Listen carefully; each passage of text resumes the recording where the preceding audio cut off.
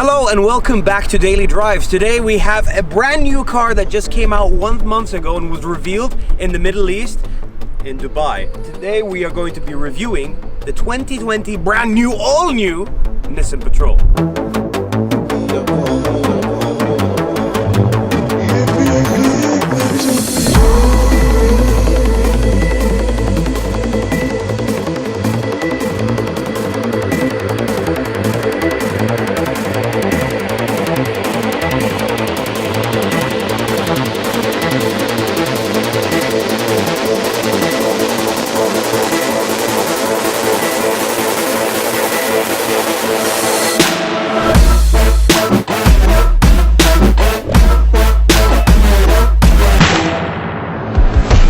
Nissan says it's all new, but actually this is still the Y62 that we've come to know and love. Introduced in 2010, this model is aging a little bit and desperately needed a refresh, which Nissan has done. First of all, we have this brand new bumper that Nissan has incorporated into the new Patrol. They're taking their design cues from their other vehicles with the boomerang shape and adding it to their flagship. We have brand new LED lights, also shaped in that fashion to be recognizable as a Nissan. This is what they're going for, as well as a lot of chrome. This particular bumper is the city version, meaning it hangs a little bit lower, has more chrome and less clearance than the off-road version, which is also available. This is the titanium variant. This is the middle of the road line for around 30,000 BD.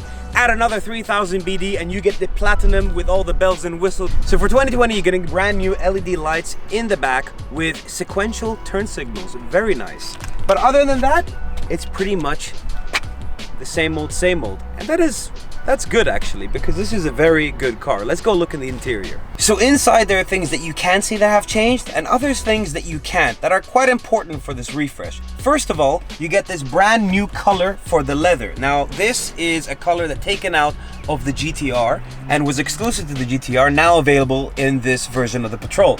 As well as you get some really nice black trim here, this pearl black, which was only prevalent in the Nismo versions, or the highest end versions of the previous model.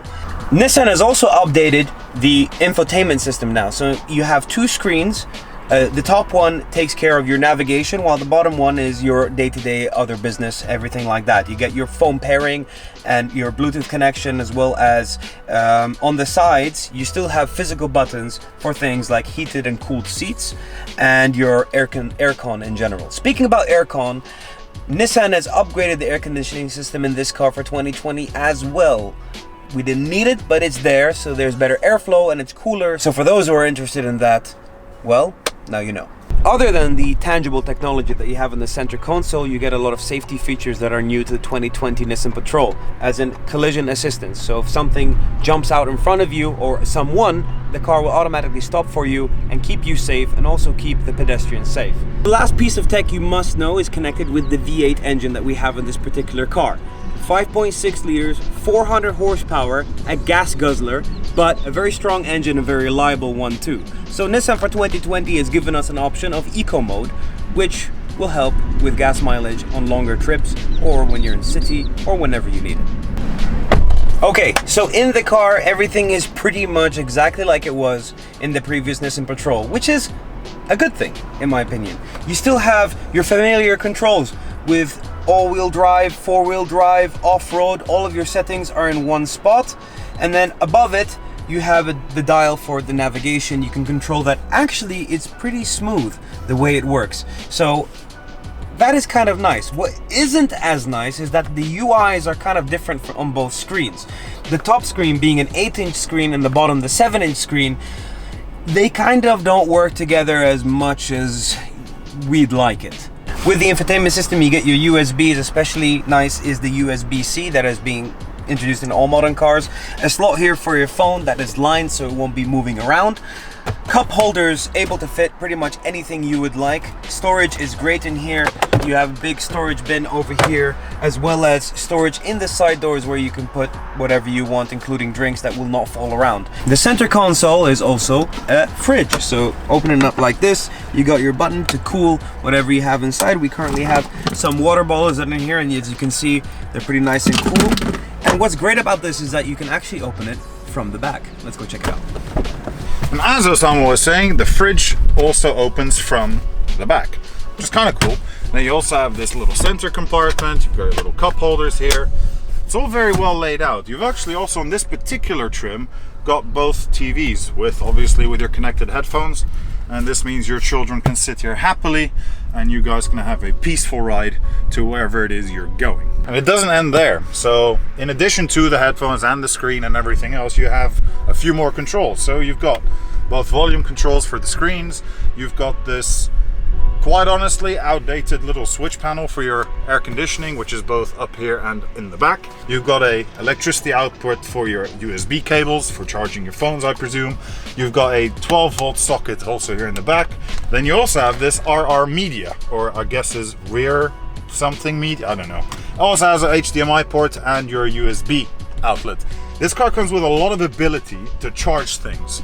I mean, while we do make fun of it, everyone always has this issue about charging and forgets in this day and age to charge their phone, charge their battery bank that also charges their phone. But in this particular car, let's be honest, you've got 5 sections of chargeability, if that's even a word. If it isn't, I just made it up. But yeah, kudos to the little Patrol. And the seating obviously doesn't end there. Now, you've also got back seats. Actually, these clip out quite easily. A lot of cars that you find nowadays, the problem of having back seats is actually getting in them. Now, as I shall now demonstrate, I'm already 6 foot, so this is actually should be tricky, but in theory, it really isn't. And it's actually quite spacious back here. You've again got your AC controls, you've got a little handle. They say you can fit 3 people in here. If it were 3 of me, that definitely wouldn't be the case. However, for 3 children, more than sufficient. So as I mentioned, if you do have children, these are actually very, very useful. However, if that is not the case, well, you simply flip them down and with the touch of a button, recline them back into a normal loading space and position. Again, this isn't the quickest item, but it does work. I keep having problems with cars that have these buttons on the side. There we go. And it doesn't end there. So once this whole contraption has been put down, you do again have your socket for your 12-volt outlet. You've got hooks here to tie all your items down. And then if for some reason you decide, you know what, I need another set of buttons to bring the chairs back, you can actually go up here and hold it in place. Now I wouldn't suggest that. This probably makes more sense for the person sitting in the back seat. Once everything is all done and dusted, obviously you close the back pressing a button.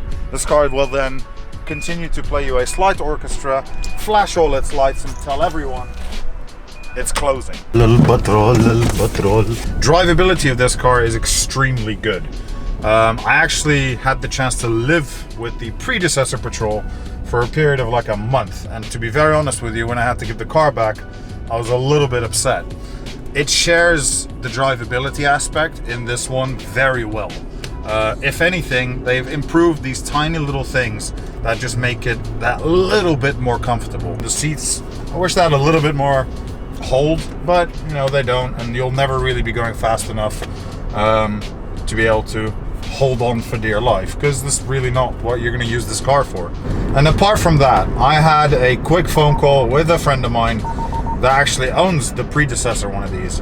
Me and Osama were discussing this as to why would a person in the Khaliji region buy these Nissan Patrols, and they literally said, I kid you not, 3 things.